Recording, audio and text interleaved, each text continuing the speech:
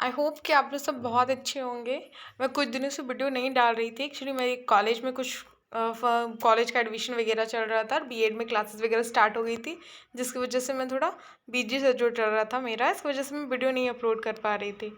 तो आज मैं कर रही हूँ। ये हमारा फर्स्ट चैप्टर जो हमने किया था, सेकेंड थर्ड एंड फोर्थ, ये हमारा फोर्थ चैप्टर है साइंस का, क्लास 6 का। चैप्टर का नाम है वस्तुओं का समूह बनना।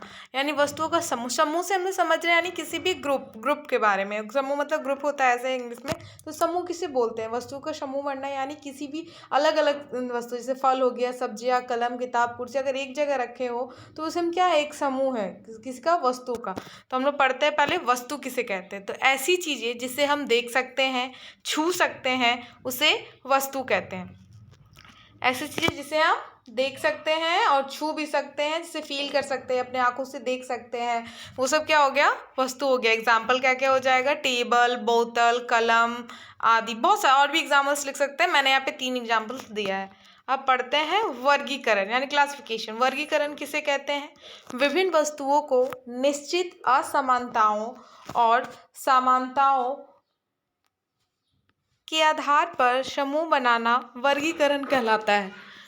तो वर्गीकरण हम लोग कैसे करते हैं? जैसे मतलब जैसे कि सब्जियां हैं तो वो एक अलग है, अलग कैटेगरी में आता है। फल है तो वो अलग कैटेगरी में आता है, वो अलग दिखता है, तो उस अकॉर्डिंग हम लोग उसको वर्गीकरण कहते हैं। इस तरीके से हम लोग समूह बनाना और वर्गीकरण करते हैं, वही सेम, उसको अलग अलग कैसे डिवाइड करते हैं। अब हम लोग पढ़ेंगे पदार्थ।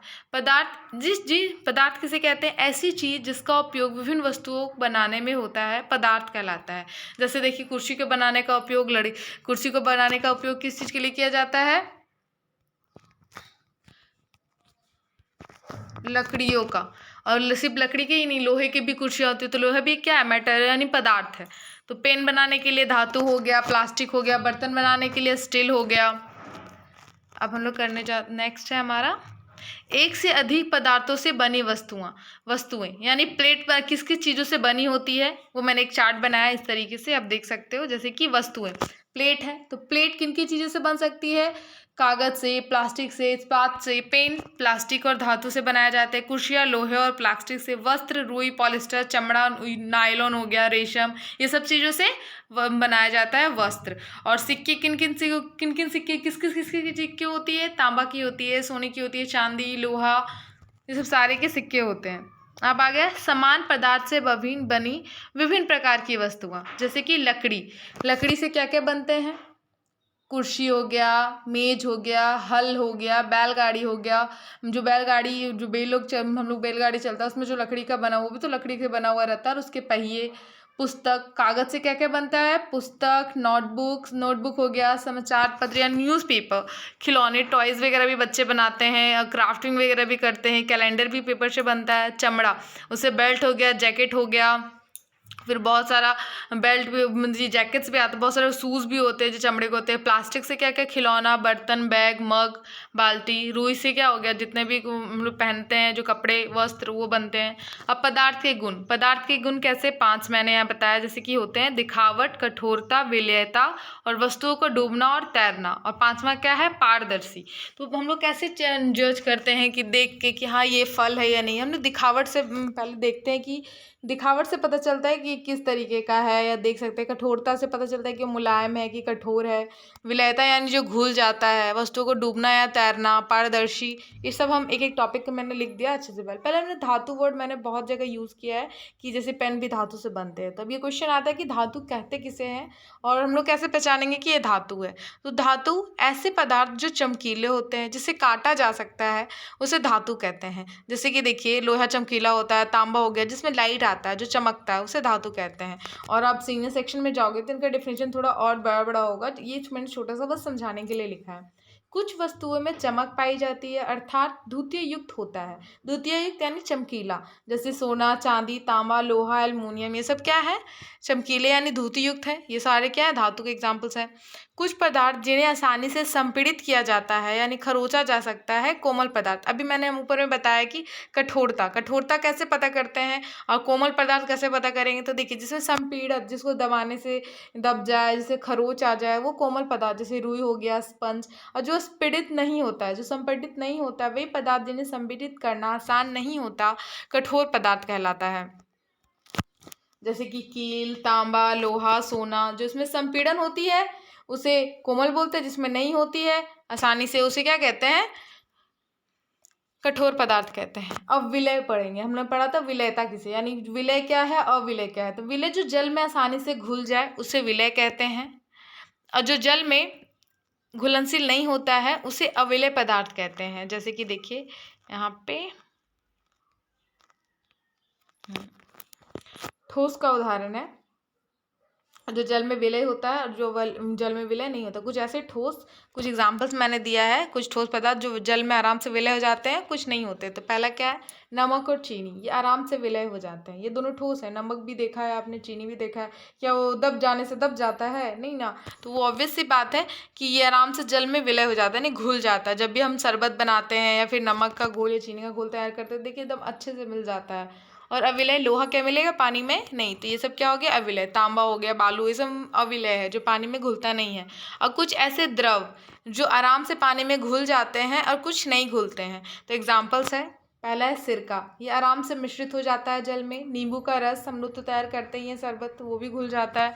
सरसों का तेल, ये नहीं, कोई भी तेल है जो पानी में घुलता नहीं है प्रॉपर तरीके से। आप देख रहे होगे जब भी हम लोग जैसे कि पानी में से छन, जैसे कढ़ाई में पानी रहता है और हम लोग तेल डालते हैं, तो कैसे ऊपर में तेल फ्लोट करने लगता है हल्का हल्का, जब तक वो पानी सूखता नहीं है अच्छे तरीके से, वो उसी तरीके से शो करता है। और केरोसिन, ये सब क्या हो गया, तेल है, तो ये सब जल में मिश्रित नहीं होते। अब कुछ गैस हैं जो जल में विलय हो जाते हैं और कुछ है जो नहीं होते हैं।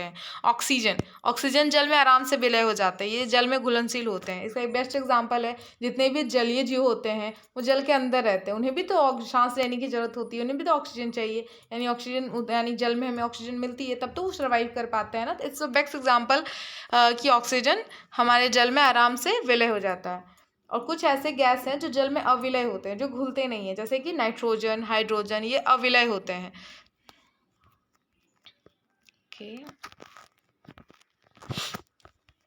सॉरी, मैं बता रही हूँ कहाँ पे। और कुछ वस्तुएं जो जल में तैरना अथवा डूबना, जो कुछ वस्तुएं जो जल में तैरते हैं, कुछ डूब जाते हैं। तो हम लोग कैसे पता करेंगे, जैसे स्टील का चम्मच हो गया जो जल में डूब जाते हैं। जो भारी होते हैं, लोहे का कील, बालू, रेत, तांबे, ये सब क्या होता है कि जल में डूब जाते हैं। जो जल की सतह पे तैरने लगते हैं, कुछ वस्तुएं जैसे लकड़ी, गुब्बारा, बर्फ, प्लास्टिक, तेल। आप इसका प्रैक्टिकल करके भी देख सकते हो, जैसे बर्फ का क्यूब तो आजकल सभी के यहाँ फ्रिज है, और नहीं है तो फिर आप गुब्बारा वाला एग्जाम्पल इज द बेस्ट। आप देखोगे जब भी बर्फ का क्यूब रहता है जो हमारा, अगर वो पानी भरे ग्लास में से डालते हैं तो ऊपर में फ्लोट करता है, ये देख सकते हो। फिर पानी, या तो फिर लकड़ी का है, पानी भर लीजिए उसको, लकड़ी एक बार देखिए वो डूबता है नहीं डूबता है। बट वही आप लोहे का कील डाल के देखोगे तो क्या होता है, वो आराम से डूब जाता है। ये सब प्रैक्टिकल आप घर पे भी एक बार करोगे, इससे अच्छा है, करने से क्या होता है कि समझ में आता है। जो प्रैक्टिकल हमारे लिए ईजी है, जो हम कर सकते हैं, ऑब्वियसली उसे करना चाहिए, जिससे हमें साइंस समझ आता है। साइंस की ऑल अबाउट प्रैक्टिकल, आप इसे प्रैक्टिकल करके देखोगे तभी हमें समझ में आएगा उसका थ्योरी वगैरह। पारदर्शिता हम लोग पढ़ेंगे, यानी पारदर्शिता से क्या समझते हैं, यानी पारदर्शी, यानी आर पार देखना पूरे अच्छे तरीके से। ऐसे वस्तुएं जिन्हें होकर अन्य वस्तुओं को देखा जा सकता है, पारदर्शी वस्तु कहलाती है। जैसे कांच हो गया, कांच का गिलास, प्लास्टिक, ये सब क्या है, कुछ जैसे कि कुछ प्लास्टिक जिसके आर पार देखा जा सकता है, बहुत सारे ऐसे हैं जिसे हम नहीं देख सकते, जो पेंटिंग वगैरह होता है तो उसे नहीं दिखता है। तो कांच ऐसे हम आर पार आराम, जैसे विंडो हो गया, स्लाइड वाला विंडो भी आप देख रहे हो, उससे भी हम आर पार देख सकते हैं। फिर कांच का ग्लास, ऑब्वियस सी बात है। ऐसे पदार्थ जिनसे होकर वस्तुओं को नहीं देखा जा सकता उसे अपारदर्शी वस्तु कहते हैं। अपारदर्शी से ही संबंध आर पार नहीं दिखना, तो अपारदर्शी ऐसे जिन्हें होकर वस्तुएं नहीं देखा जा सकता उसे अपारदर्शी वस्तु कहते हैं। जैसे धातु हो गया, कोई फिर गत्ता हो गया, कोई मोटा कार्टून वगैरह हो गया, वो सबसे। पारभासी, ऐसे कुछ जैसे ब्लर दिखता है, धुंधला दिखता है, ऐसे पदार्थ जिनसे होकर वस्तुओं को देख तो सकते हैं परंतु बहुत स्पष्ट नहीं देख सकते, उन्हें परभासी कहते हैं। जैसे टिश्यू पेपर, तेल लगा हुआ पेपर। अब ये तेल लगा वाला एग्जाम्पल इज बेस्ट। अगर मम्मा लोग पराठा देती है हमें टिफिन में, लंच बॉक्स में, तो पेपर में फोल्ड करके देखती है, या फिर कभी पेपर वाइट पेपर में दे देती है, तो उसमें जो तेल लग जाता है उससे हम लोग आर पार देखने में से ब्लर दिखता है, पूरा नीट तो नहीं दिखेगा बट ब्लर दिखता है। ये एग्जाम्पल प्रैक्टिकल आप घर पे कर सकते हैं एक बार। Tissue paper is the best. आज के लिए इतना ही था। आई होप कि आपको मेरी वीडियो अच्छी लगी, and please like share and subscribe. Thank you everyone.